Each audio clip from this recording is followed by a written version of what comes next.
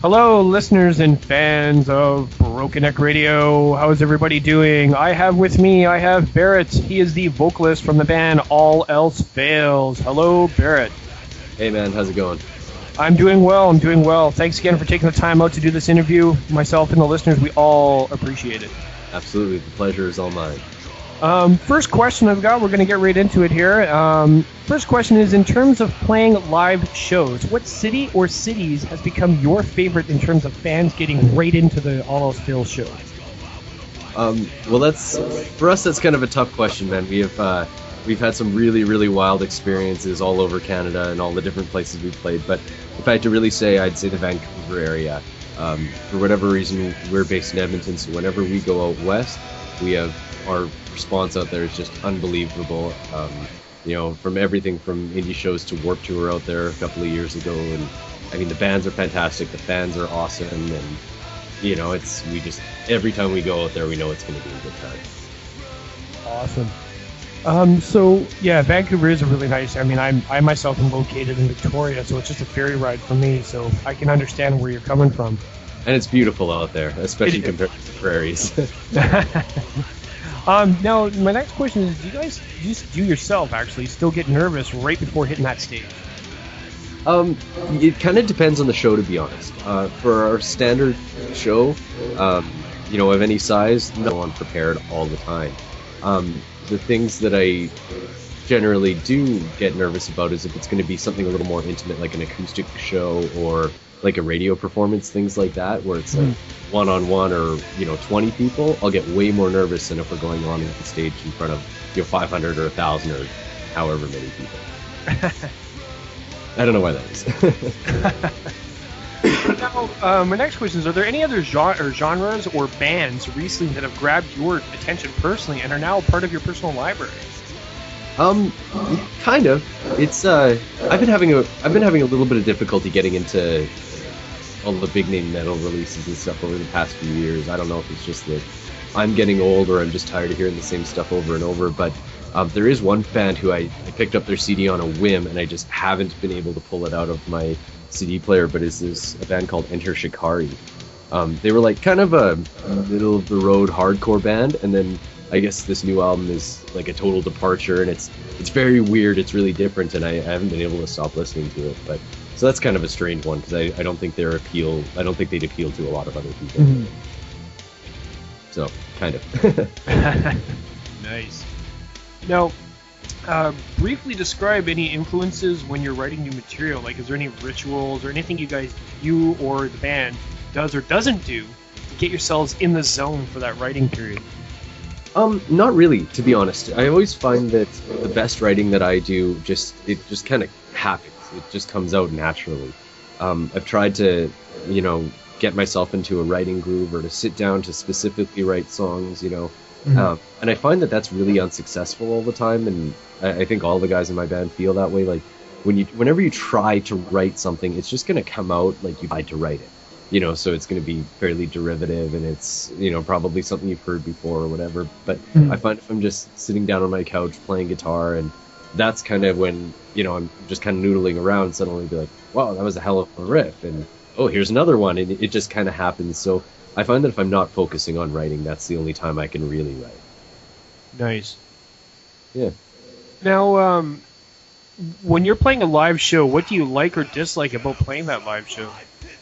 Well, to be honest, there's very few things that I dislike. There is no rush like being on stage in front of people and doing the thing that you do, especially when you're getting that kind of response back. But I mean, it's as all musicians know, and as some fans know, there's a lot going on behind the scenes at any show, and there's a lot that can go wrong. So you're playing in a venue with a sound guy who doesn't know what he's doing, or maybe technical difficulties, which happen all the time to everybody. Those kinds of things they suck, obviously, and nobody likes them, but it's a small complaint, all things considered, and there's really very little that I dislike about playing live. It's an unbelievable feeling. That's good. That's why you do this, right? Absolutely, man. That's certainly not for the money, not these days. What inspired you to start making music in the style that you convey your music in? Um, Honestly, it's kind of what I grew up listening to. There wasn't really any other option for me. I grew up on, Metallica got me into metal like back in the, I guess, 90s or whatever. That's kind of when I was listening to a lot of music. So like grunge and skate punk and that sort of thing. That was all like, and metal certainly was. That's what I listened to. So there was really, and that's what I love, and still, and there was really just no question as to what I would do. So I have a feeling that what I write and what I put into our band is like very obviously influenced by those times. I just could never have seen myself doing something else. Nice. Sorry, Steve. That's cool. That's okay. Now, the band was just nominated for Metal Album of the Year by the Edmonton Music Awards for The Oracle, What Was, Is, and Could Have Been. How did the band feel, and what was going through your minds when you found out that you had been nominated? Well, we were all obviously super excited about that. What a lot of people across Canada or North America don't know is this.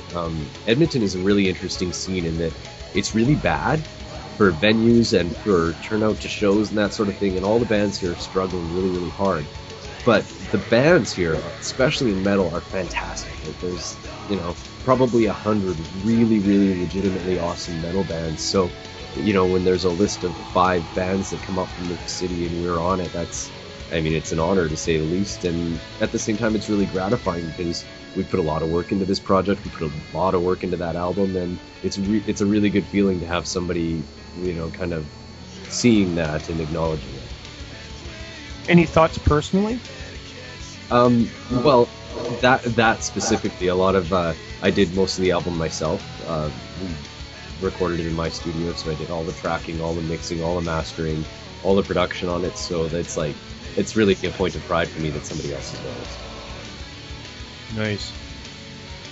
Yeah, it's Sorry, a good. fighting off a cold here. That's we're all allowed to be sick, right? Oh, geez, yeah, of course.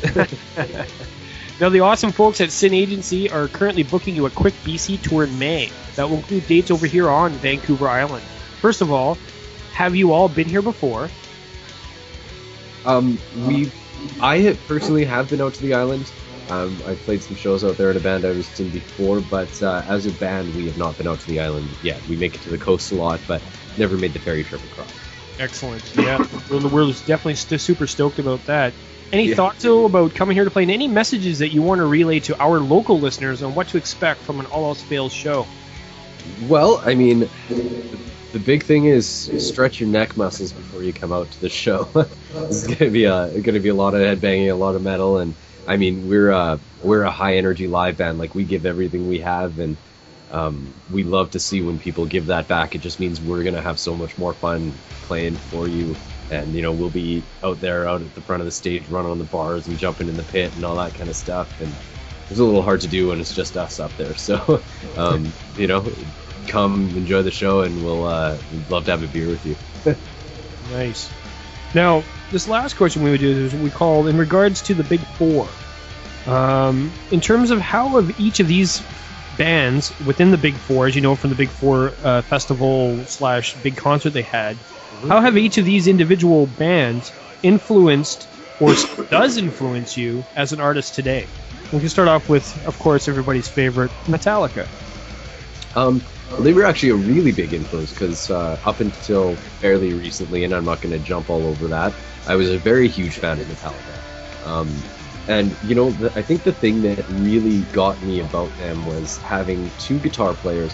Like, I'm the singer and guitar player in our band, and we have another guitar player who's, I guess, would be the technically lead guitar player, but we share the duties a little bit. And what I've always liked is I've always respected singers who play guitar more. For whatever reason, that's just a personal preference thing, and I always liked that was Metallica.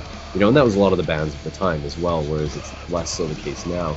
But what I always really liked about them is having the 2 guitar players, one of them being the singer, but having totally different guitar styles.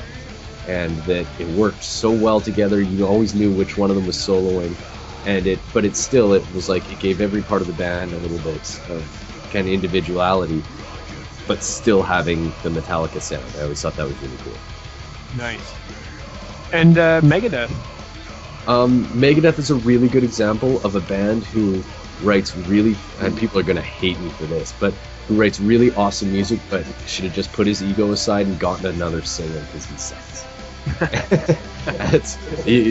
Send the hate mail to our Facebook page or whatever, but I can't get into Megadeth, but if their music is fantastic and they had a really kick-ass singer, they would have been the monster band of all time. Nice. Anthrax. To be perfectly honest, I haven't ever listened to a lot of Anthrax. I've heard a little bit, and I kind of like that it's got that thrashy punk feel, but I'm, for better or for worse, I couldn't say that I'm a fan or not a fan. I just haven't really heard enough of them to be able to say that. Just for whatever reason, I was never introduced to them as a source of music. Now, lastly of the four, my personal favorite, Slayer. Slayer. I love Slayer. I love Slayer live. I don't really listen to their discs that much, but I call myself a fan, and they are a really, really good example of a band who knows how to put on a live show. Again, I'm being a vocalist, I guess. I really love a band based on their vocalist. I think that, if you don't have a good singer, it's going to be, I'm not going to enjoy it as much, and while I like what he writes and all that, I don't think his voice sounds that great. And again, send the hate mail my way, I'm cool with it. But every time Slayer comes through town, I will pay for a ticket and I will be up front, because live, they are the best band of all time.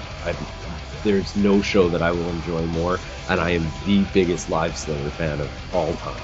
I personally agree with you. We just recently had them here in Victoria.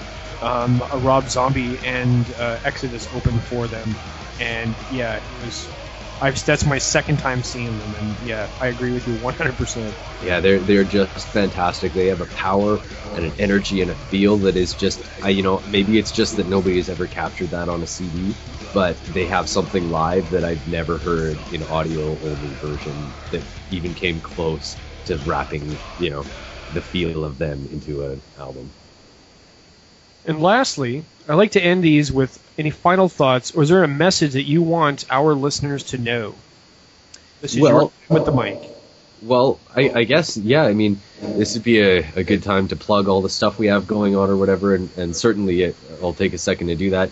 Check out our Facebook page. It's facebook.com/AllElseFailsCanada, All Sales Canada on YouTube as well, and All Else Fails CA on Twitter. So please do those things. We like we like to do the social media thing, we like to connect with our fans that way. But, if I have a second to just say something to the fans, I just want to say thanks.